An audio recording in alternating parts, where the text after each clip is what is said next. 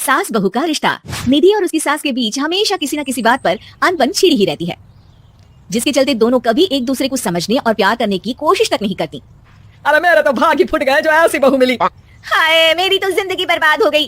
भगवान, या तो अच्छी सास दे देता या फिर गूंगी। इन्हें मेरे सिर बिठाकर कौन से जन्म का बदला ले रहे हैं भगवान। क्या बोली? वही जो आपने सुना। इतनी बड़ी हो गई कि सास से जुबान लड़ाती है। अरे यही सीख कर आई है क्या मायके से? अरे नहीं नहीं, उसके लिए तो ससुराल ही काफी है। मेरी सास ने मुझे बहुत अच्छी से जुबान लड़ाना सिखाया है। हाँ। सास बहू की तीखी नोक झोंक चल ही रही होती है कि दीपू वहां आ जाता है। रिश्ता करते हुए पति पत्नी की जगह सास बहू की कुंडली मिलानी चाहिए, क्योंकि अगर सास बहू का रिश्ता अच्छा नहीं तो उनका पता नहीं, पर पति की जिंदगी तो पक्का झंड है। मुझे अपने सामने कोई झगड़ा नहीं चाहिए, बस करो दोनों। दोनों शांत होकर अपने अपने काम में बिजी हो जाती हैं। दीपू ऑफिस चला जाता है, जिसकी थोड़ी ही देर में दीपू की बहन कल्पना का फोन आता है। अरे कैसी है रे बेटा, ससुराल में सब बढ़िया है ना? कोई तुझे परेशान तो नहीं करता? सास की बात सुनकर पास खड़ी निधि हंसकर कहती है अरे बाहर है ऊपर वाले, खुद बहू को शांति से सांस भी नहीं लेने देती और बेटी से पूछ रही है कोई परेशान तो नहीं करता। अरे मेरी बेटी तुम्हारी तरह नाकारा और बदतमीज नहीं है, इसलिए उससे पूछना बनता है। तो उनकी सास भी आपकी तरह नहीं होगी, इसीलिए उन्होंने कुछ बोला नहीं। और इसी के साथ एक बार फिर दोनों सास बहू के बीच तानों का युद्ध शुरू हो जाता है।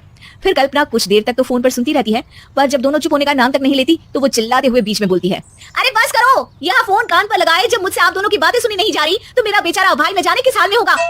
अरे ये सब तेरी भाभी की वजह से है बेटा। तो माँ, आप भी कुछ कम नहीं है। आप दोनों को ही अपना रिश्ता सुधारने की जरूरत है। मैं एक बाबा को जानती हूँ जो रिश्ते सुधारने में एक्सपर्ट है। आप दोनों उनके पास जाइए।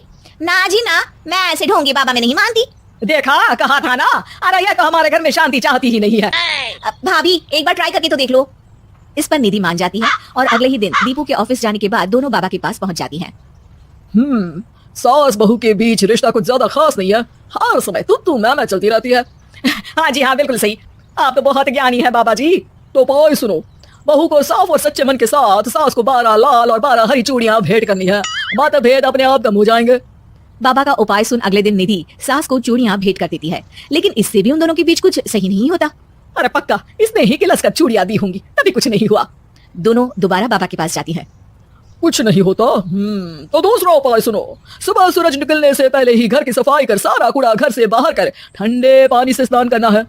इससे दोनों के बीच रिश्ते अच्छे हो जाएंगे। अरे इतनी जल्दी मम्मी जी ही उठ सकती हैं, ये आपको ही करना पड़ेगा। मैं अकेली तो लड़ाइयाँ नहीं करती ना। बाबा का उपाय मानते हुए अगली सुबह से सास जल्दी उठ सूरज निकलने से पहले घर की सफाई कर ठंडे पानी से नहाने लगती है। ये सब कुछ दिन तक चलता है, जिससे अभी भी दोनों के रिश्ते तो नहीं सुधरते, पर सास की तबीयत खराब होने लगती है।